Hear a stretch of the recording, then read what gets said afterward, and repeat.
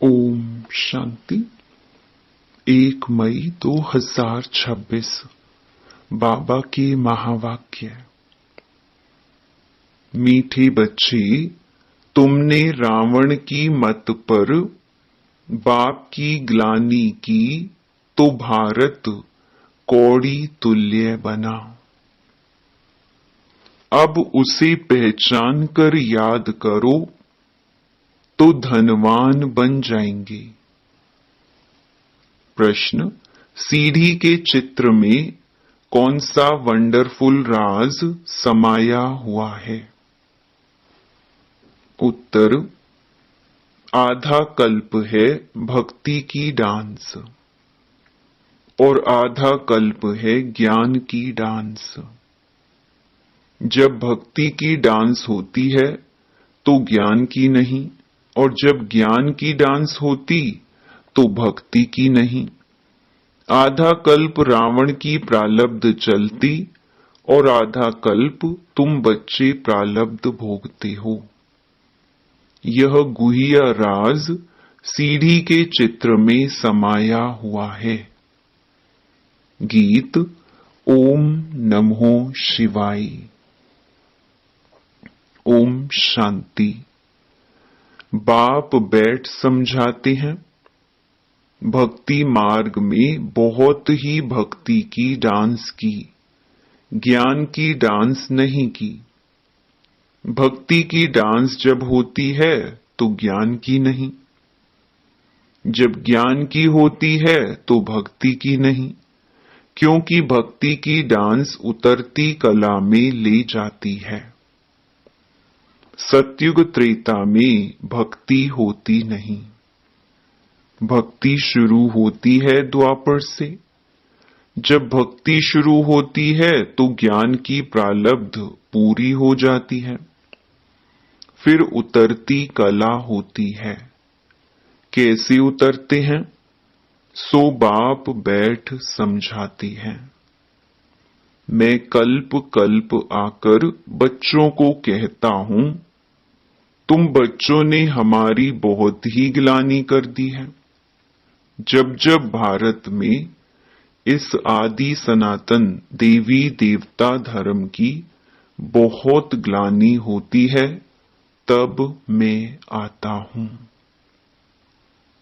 ग्लानि किसको कहा जाता है वह भी समझाती है। बाप कहती हैं, मैं विकारी नरकवासी भारत को आकर कल्प कल्प स्वर्गवासी बनाता हूं। तुम मेरी ग्लानि आसुरी मत पर करने के कारण कितने कंगाल बन गए हो। राम राज्य था, अभी है रावण राज्य। जिसको हार और जीत दिन और रात कहा जाता है। अब विचार करो, मैं कब आऊं? जिन्हों को राज्य दिया वही राज्य गंवा बैठी है। हिसाब किताब तो सारा समझाया ही है। मैं आकर वर्षा देता हूं, फिर रावण आकर तुमको श्रापित करते हैं। भारत को खास, दुनिया को आम।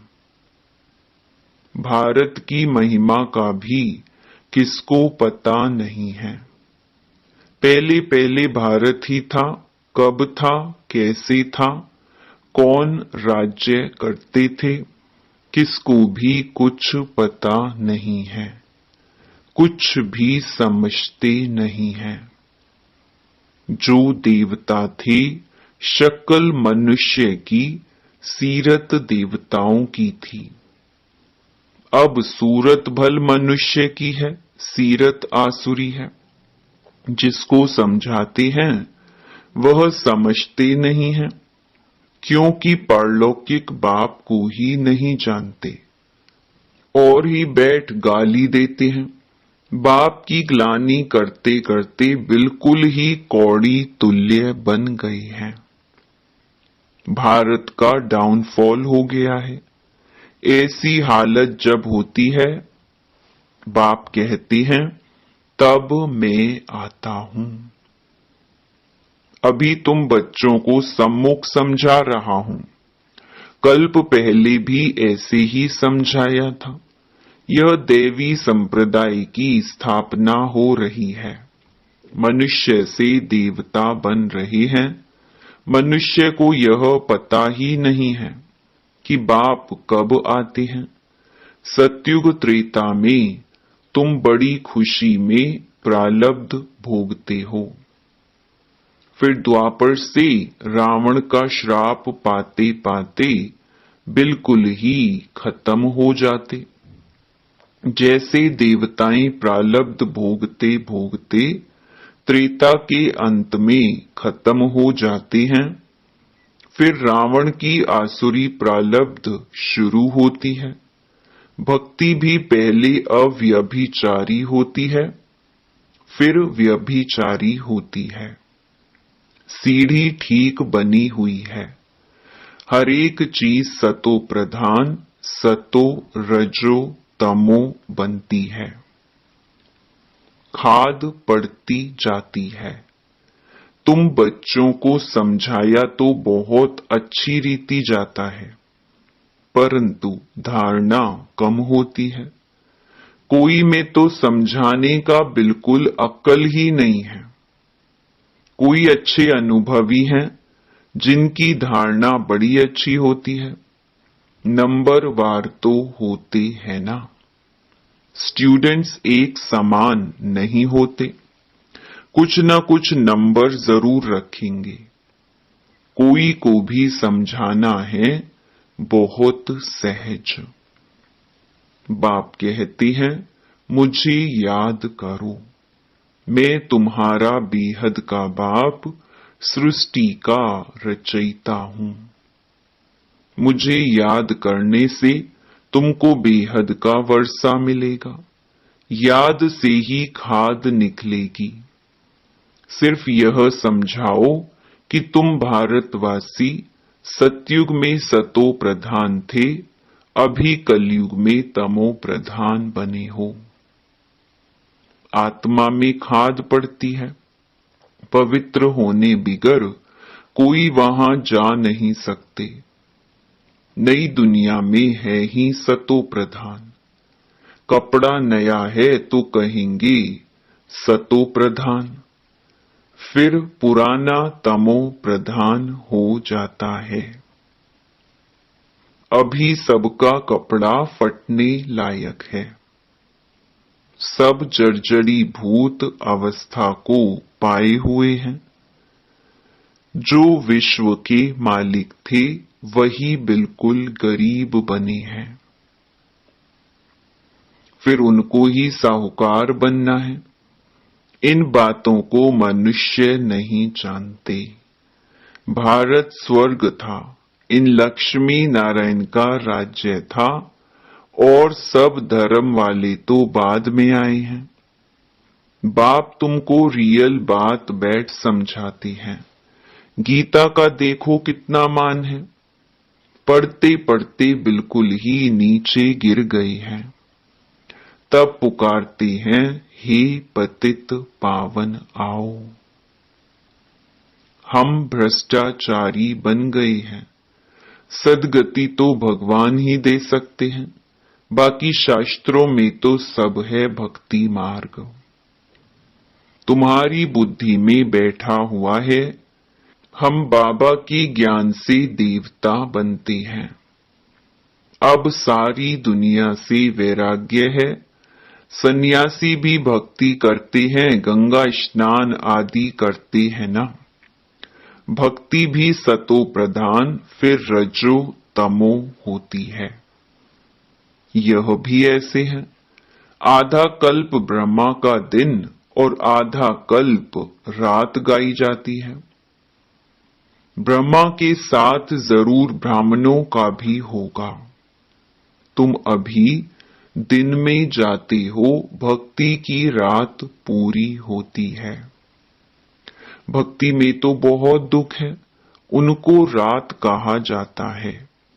अंधेरे में धक्के खाते रहते हैं भगवान से मिलने के लिए।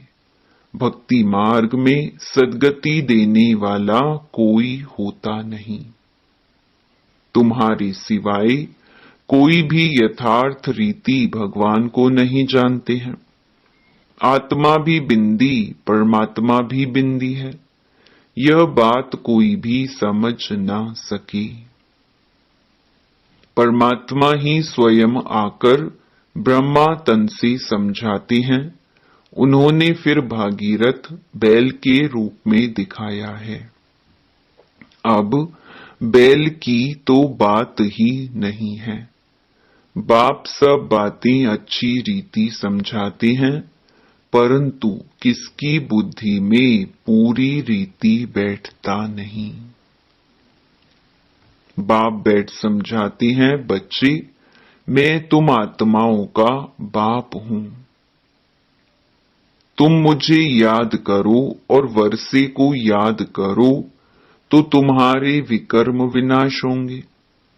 फिर भी कहते हो भूल जाते हैं।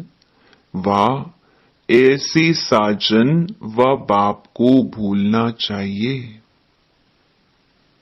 स्त्री पति को अथवा बच्चे बाप को कभी भूलते हैं क्या? यहां तुम क्यों भूलते हो? कहते भी हो बाबा आप हमको स्वर्ग का मालिक बना रहे हैं, फिर भी भूल जाता हूं। बाप कहते हैं याद नहीं करेंगे तो अंदर जो कट चढ़ी है वह कैसे निकलेगी। मुख्य बात है ही याद की। अपना कोई दूसरे धर्म से ताल्लुक नहीं है। स्कूल में हिस्ट्री ज्योग्राफी समझाते हो, कोई तो बिल्कुल समझते नहीं। बाप पढ़ाते हैं, यह बुद्धि में बैठता नहीं है। अच्छा बाप और वर्षा तो याद करो कि यह भी भूल जाते हो।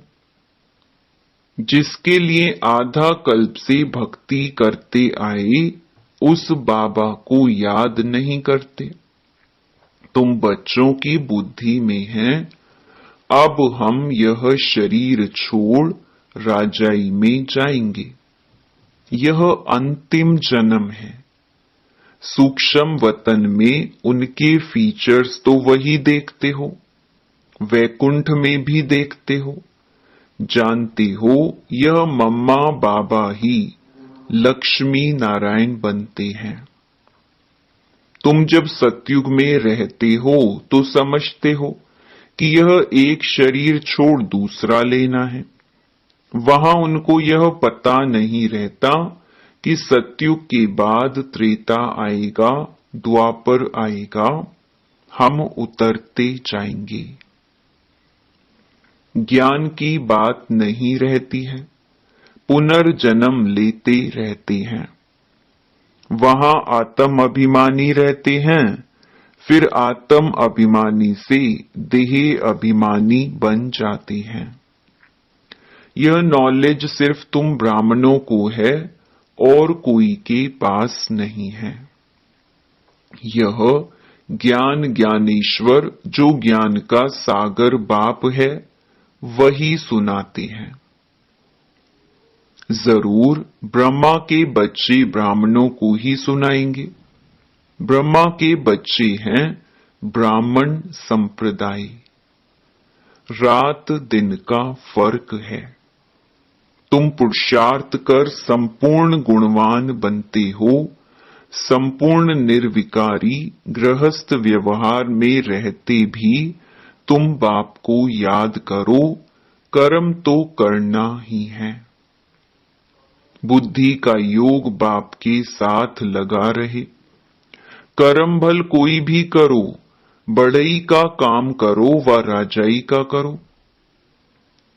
राजा जनक का भी गायन है ना, राजाई करते रहो परंतु बुद्धि का योग बाप के साथ लगाओ तो वर्षा मिल जाएगा।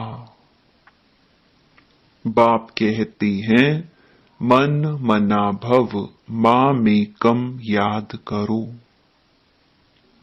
शिव बाबा कहते हैं, सिर्फ शिव कहने से लिंग याद आएगा और तो सबके शरीर का नाम लिया जाता है। पार्ट शरीर से बजाते हैं, अभी तुमको आत्म अभिमानी बनाया जाता है जो आधा कल्प चलता है। इस समय सभी हैं देह अभिमान में। वहां आत्म अभिमानी होंगे यथा राजा रानी तथा प्रजा। आयु तो सबकी बड़ी होती है, यहां सबकी आयु कम है। तो बाप सम्मुख बैठ बच्चों को कितना अच्छी रीति समझाते हैं, ही आत्माओं, क्योंकि आत्मा ज्ञान लेती है, धारणा आत्मा में होती है। बाबा को शरीर तो है नहीं, आत्मा में सारा ज्ञान है। आत्मा भी स्टार है, बाबा भी स्टार है। वह पुनर्जन्म नहीं लेते हैं, आत्माएं पुनर्जन्म लेती हैं। इसीलिए बाबा ने काम दिया था कि परमात्मा की महिमा और बच्चे की महिमा लिखकर आओ। दोनों की अलग अलग है। श्री कृष्ण की अलग महिमा है, वह साकार वह निराकार। इतना गुणवान किसने बनाया? जरूर कहेंगे परमात्मा ने बनाया। इस समय तुम ईश्वरीय संप्रदाय हो, तुमको बाप सिखला रहे हैं, पीछे फिर प्रारब्ध भोगते हैं। सतयुग में तो कोई नहीं सिखलाएंगे, भक्ति मार्ग की सामग्री ही खत्म हो जाती है। इस दुनिया से वैराग्य भी चाहिए, अर्थात देह सहित देह के सब संबंध छोड़ अपने को अशरीरी आत्मा समझना है। नंगे आए थे, नंगे जाना है। यह पुरानी दुनिया खलास हो जानी है, हम सब नई दुनिया में जाने वाले हैं। बस यह याद की मेहनत करते रहो, इसमें ही फेल होते हैं। याद करते नहीं हैं। जो भी समझने के लिए आते हैं उनको भी यही समझाना है। शिव बाबा ब्रह्मा द्वारा कहते हैं कि मुझे याद करो, तो याद से तुम्हारी खाद निकल जाएगी। तुम विष्णुपुरी के मालिक बन जाएंगे। विष्णुपुरी ही स्वर्गपुरी है। तो जितना हो सके बाप को याद करो। जिस बाप को आधा कल्प याद किया है, अब वह सम्मुख आई है। कहती हैं, मुझे याद करो, उनको कोई भी जानते नहीं, खुद ही आकर अपना परिचय देते हैं। मैं जो हूं जैसा हूं, ऐसा कोई विरला जानते और निश्चय करते हैं। निश्चय कर लेते हैं तो पुरुषार्थ कर वर्षा पा लेते हैं।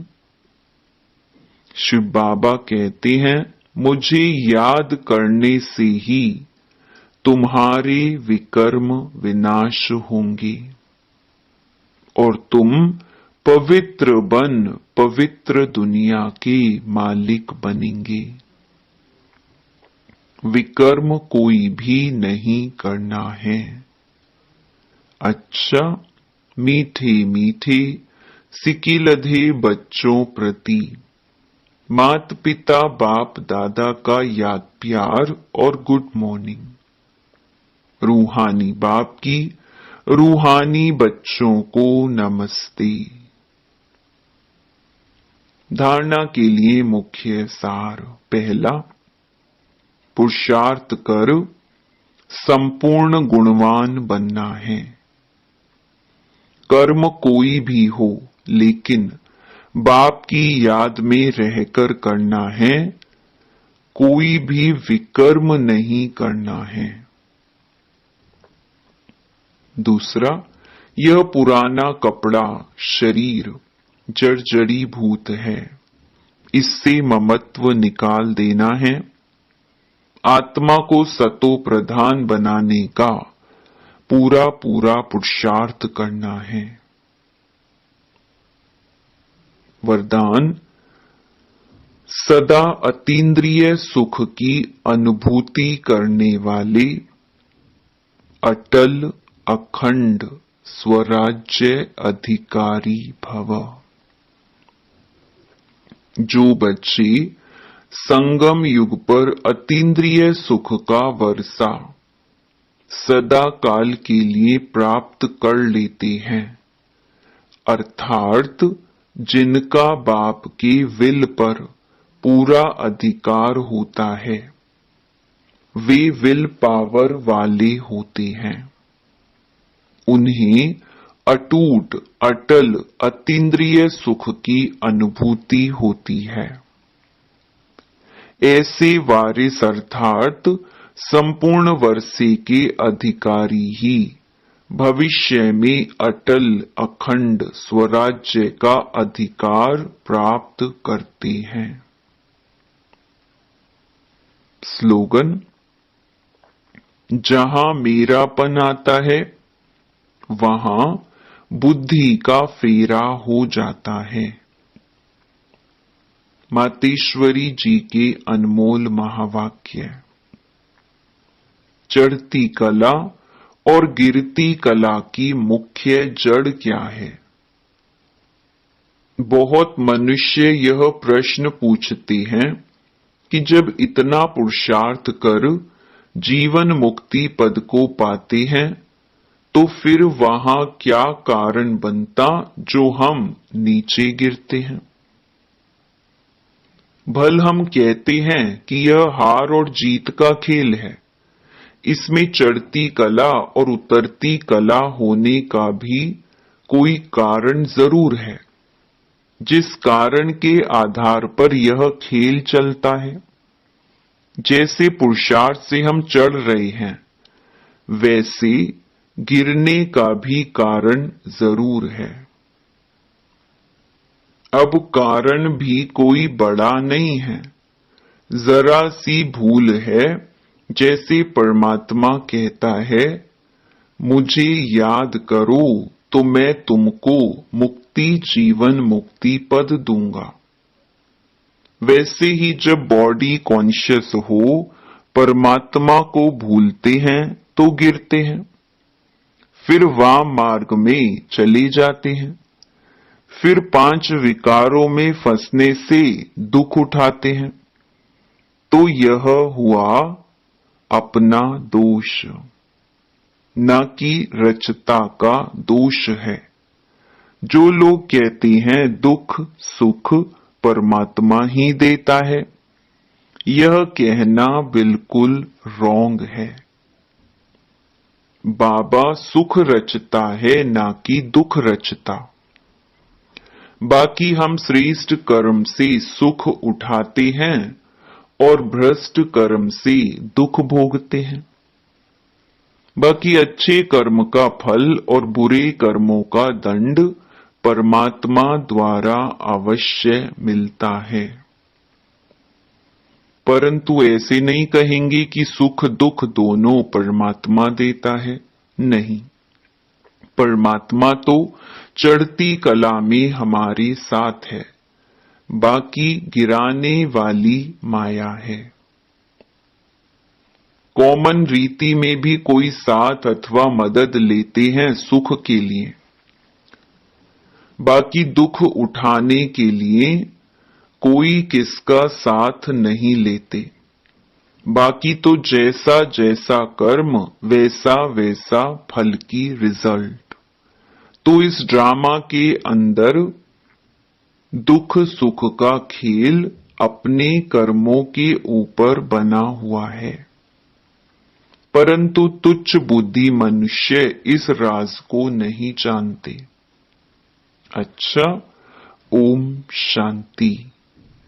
ये अव्यक्त इशारे सदा अचल अडोल एकरस स्थिति का अनुभव करो। समय प्रमाण अब सदा अचल अडोल सर्व खजानों से संपन्न रहो। थोड़ा भी डगमग हुए तो सर्व खजानों का अनुभव नहीं होगा। बाप द्वारा मिले हुए खजानों को सदा कायम रखने का साधन है सदा अचल अडोल रहना। अचल रहने से सदा ही खुशी की अनुभूति होती रहेगी। जैसे विनाशी धन, नाम, मान, शान, कुर्सी आदि मिलती है तो खुशी होती है ना। यह तो अविनाशी खुशी है, लेकिन यह खुशी उसे रहेगी जो अचल अडोल एकरस स्थिति में रहेंगे। अच्छा, ओम शांति।